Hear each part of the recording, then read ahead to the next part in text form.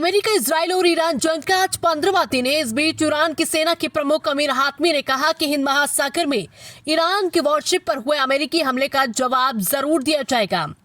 इस हमले में ईरान की वॉरशिप में इरिस डेना के 104 नौसैनिकों की मौत हो गई। ईरान की सरकारी न्यूज एजेंसी IRNA के मुताबिक जहाज भारत में हुए मिलन 2026 नौसैनिक सैन्य अभ्यास को पूरा करके हिंद महासागर से वापस ईरान लौट रहा था, तभी उस पर हमला हुआ। उस समय जहाज किसी लड़ाई में शामिल नहीं था। पश्चिम बंगाल के कोलकाता में पीएम मोदी की रैली से पहले भाजपा और टीएमसी के कार्यकर्ताओं में विवाद हुआ। गिरीश पार्क एरिया में दोनों ग्रुप ने एक दूसरे पर पत्थरबाजी की। पुलिस ने भीड़ को खदेड़ा। पश्चिम बंगाल में उद्योग, वाणिज्य और उद्यम मंत्री शशि पंजा ने आरोप लगाया कि झड़प के दौरान मुझ पर ईंट मारी। भाजपा गुंडा नहीं है, हत्यारी है। पंजा का यहीं पर घर भी है। बेगूसराय में सीएम नीतीश की सुरक्षा में चूक। हेलीपैड में घुसा बैल, पुलिस वालों को दौड़ाया। बचने के लिए फायर ब्रिगेड पर चढ़े। अमेरिका, इजराइल की ईरान से जंग की वजह से देश भर में एलपीजी की किल्लत बढ़ती ही जा रही है। उत्तर प्रदेश के सिद्धार्थनगर में लोग रात से ही सिलेंडर के लिए गैस एजेंसी के बाहर बैठे रहे। बिहार में गैस सिलेंडर की किल्लत के चलते लकड़ी, कोयले की मांग बढ़ गई है। राजस्थान में होटल लकड़ी पर खाना बना रहे। गैस सिलेंडरों की कालाबाजारी और जमाखोरी भी हो रही है। कई जगहों पर तो 2000 का कमर्शियल सिलेंडर 4000 रुपए में बिक रहा है। इसके साथ ही सिलेंडर जब्त करने की कार्रवाई भी हो रही है।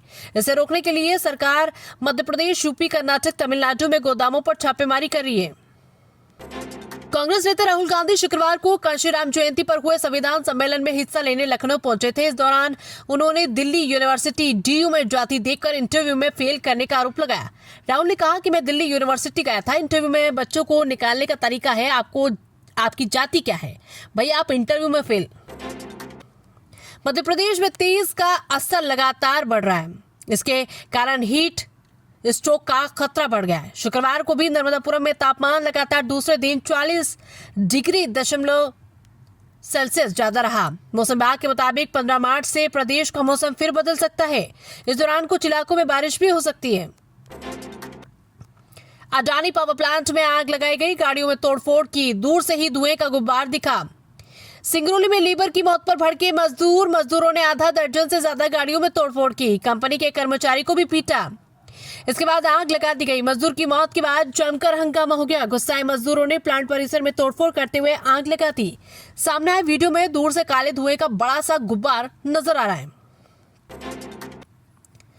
ईरान ने 2 भारतीय गैस टैंकरों को होर्मुज स्ट्रेट से गुजरने की अनुमति दे दी है। न्यूज एजेंसी रॉयटर्स ने अपनी रिपोर्ट में यह दावा किया कि रिपोर्ट में सूत्रों के हवाले से बताया गया कि 2 भारतीय LPG टैंकर जल्द ही होर्मुज स्ट्रेट के रास्ते भारत की ओर रवाना होंगे।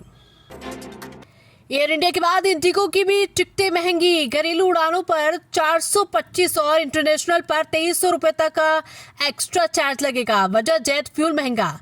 एयर इंडिया के बाद इंडिगो की फ्लाइट भी कल से महंगी हो जाएंगी। देश की सबसे बड़ी एयरलाइन कंपनी ने शुक्रवार को सभी घरेलू और इंटरनेशनल फ्लाइट्स पर फ्यूल सरचार्ज लगाने की घोषणा की है। मध्य प्रदेश में गैस इमरजेंसी, 50,000 होटलों पर ताले का खतरा। रायसेन में चक्का जाम। भोपाल के रेजिडेंट डॉक्टर बोले भूखे पेट ड्यूटी करना होगी। मध्य प्रदेश में रसोई गैस LPG का संकट बढ़ता जा रहा है। 5 दिनों से प्रदेश के करीब 50,000 होटल और रेस्टोरेंट को कमर्शियल सिलेंडर की सप्लाई नहीं मिल पाई।